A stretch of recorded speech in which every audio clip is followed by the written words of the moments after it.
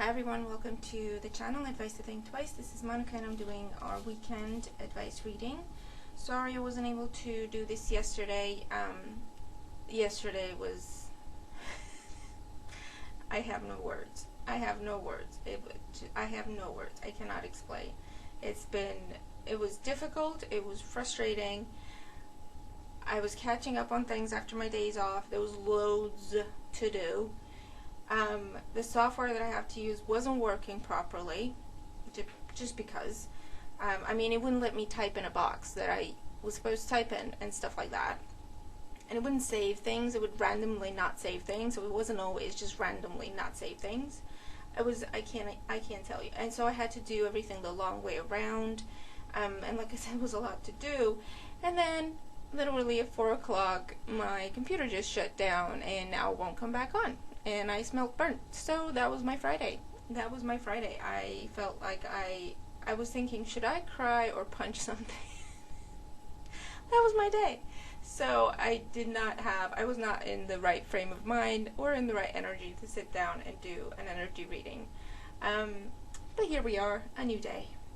So we're looking at the weekend of what was the 19th, the 20th, and the 21st of March 2021 using the Santa Muerte Tarot deck and the Crystal deck and the Tea Leaf Oracle. So let's see what's going on.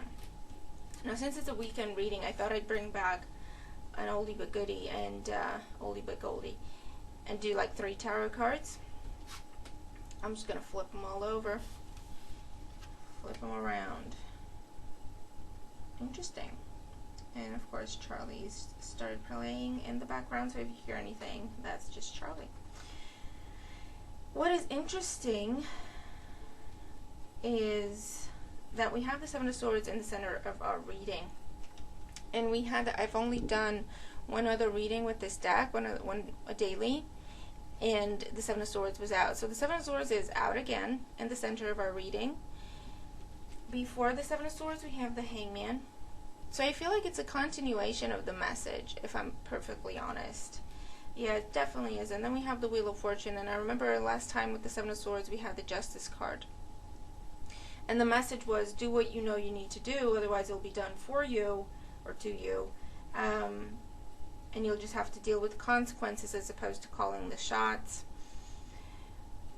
Oh, look at it. The crystal message, we have Peridot. Life lessons. You can break free from recurring negative patterns by praying to know the lesson and blessing they contain. So guys, this is about a lesson that we want to pretend we don't know. We got the lesson, but we're pretending we didn't. Our tea leaf messages, we have the Pig, beware of greed. And I'm seeing this as more like the Four of Pentacles energy in my mind, where we already have enough, we have more than enough, but we're still holding on to it. We want more, or we want to hold on to what we have. And it kind of goes in with the rest of the message, because this is about something where it was a recurring pattern. We got the lesson, we're just pretending we didn't in order to stay in that recurring pattern, even though we know it's not good for us, even though we know we deserve better. And we also have, look, we also have skull. Guys, we have the skull. Hidden secrets can harm you. A secret is no longer a secret, but we're trying to keep it a secret. And it's going to harm us. I mean, don't think, oh my God, some bad's going to happen. But with the Wheel of Fortune here, this is you reap what you sow. Yeah. And the Hangman with the Seven of Swords tells me that we have been avoiding this for quite some time.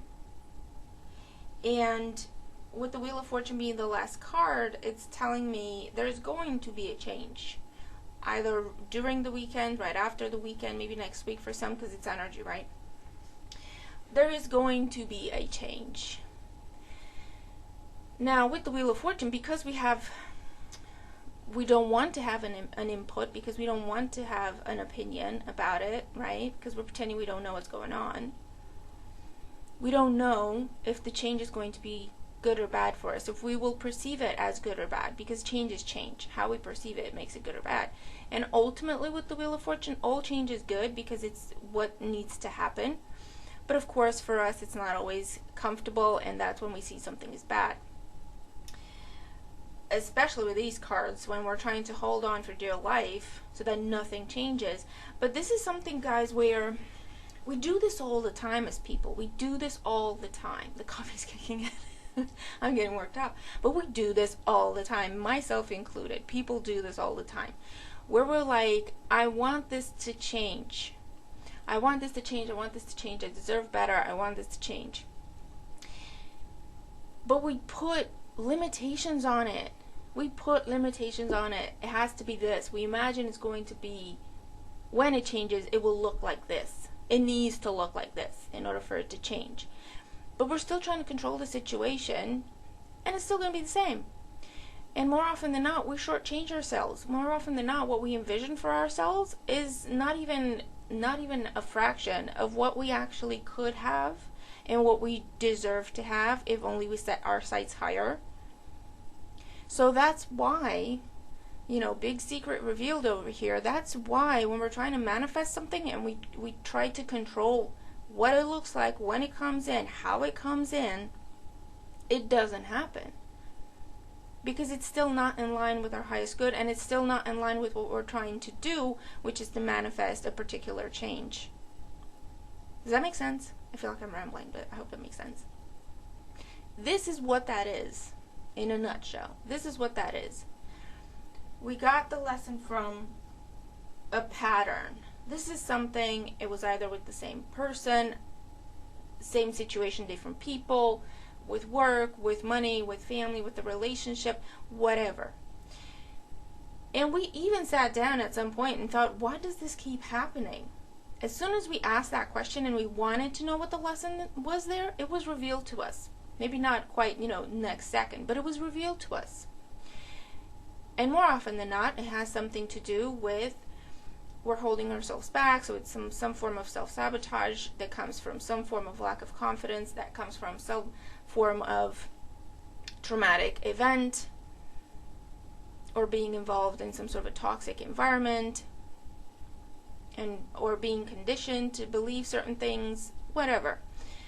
But once we see that pattern, once we see where it comes from, that's where we have the power to change it. That's where we have the power to completely walk away from it with peace in our heart. Because usually what happens is when we force ourselves to walk away from a situation but we don't fully understand why we're in it in the first place, we can see that it's not good for us, but we don't fully understand why we keep doing it, and we force ourselves to walk away. Rationally, perfect sense, but our hearts are still there. So what does that do? It keeps attracting that situation back to us, or that person back to us. And because our hearts are still in it, we let them back, or we go back. Because it's like, but what is this attraction? Why does this keep coming back? Maybe that's a sign. Well, it is a sign. It's a sign to pay attention. What is the pattern here? Learn the pattern. Learn the lesson. And when this happens, when we see the pattern, when we see the lesson, when we see the reason, we can walk away. Rationally makes perfect sense, and our hearts are at peace. So that's how you know when you've truly learned the lesson and truly closed the cycle, because it no longer has power over you. It no longer has that pull where you feel like you can't control yourself. You have to, right? So guys and girls, it looks like this has already happened with the Hangman there and the previous message. This has already happened. We already know the lesson. We genuinely do. And not everything is going to be about, okay, I need to break up with this person because they're toxic for me, and I know now why they have power over me, and I can finally walk away. That's one scenario that's possible. But this is also, it can be a personal inner transformation of, I now know I deserve to be heard. I now know if I'm happy, I don't need to make anyone else happy so that they like me and then I can be happy. I know I'm not responsible for anyone else other than myself. children are a different scenario. We're not talking about children. Of course, you bring children in the world, you have a responsibility. But even with that, it's up to a certain point. Let's be honest, right? Unless, there's exceptional circumstances going on where you have to continue to care for them no matter how old they are. But you get my point, right? You get the examples that I'm trying to bring about. So it can be, you just wake up and you're a different person. You just wake up and finally you allow yourself to be yourself because you have come to the conclusion that, you know what, I like myself. I don't really care. So what if someone else doesn't like me? Is that the end of the world for me? How do I feel about that? No, I don't feel like it's the end of the world. Okay, cool. I'll be myself. And whoever sticks around, and whoever doesn't just makes room for better people to come in, a better match for me. So we are experiencing some very deep, transformative energy. We have been given the opportunity to be at the helm, even though we're working with energy and the divine and Wheel of Fortune and justice, karma kind of energy, even though we're working with energies where we don't really usually have that big of a say, right? Consciously, what we manifest subconsciously is a whole other issue. Now we are given a say. So it's like, okay, you look at the situation, you see what the lesson is, and you decide what you want to do with it. But something needs to be done. So we were given the opportunity to define which direction things go in and how we feel about it. If we go into it thinking, yeah, I got this, I defined this, I call this shot, I'm good. Or if it's, okay, well, I can see everything's happening and everything's changing and everything's going upside down, I'm a little uncomfortable about it, or I'm very uncomfortable about it, I don't know what to do. And then we start questioning ourselves and our decisions. Should I go back to the familiar because it was something I knew? Or should I continue to go through the ball of change that is in front of me and see where it takes me? And it's a lot easier for us to embrace change if we feel like we're a part of it and if we feel like we asked for it or we created it. When we don't feel that, we start to question ourselves, doubt ourselves, and we want to run back to what is familiar because, again, that's what we do as people. Okay. So, guys, I'm going to leave it there. It's an intense reading. I'm not even going to lie. It's an intense reading. But let's focus on the positive. Change is going to happen. That's a given. Something is going to change where we can't go back to how it was.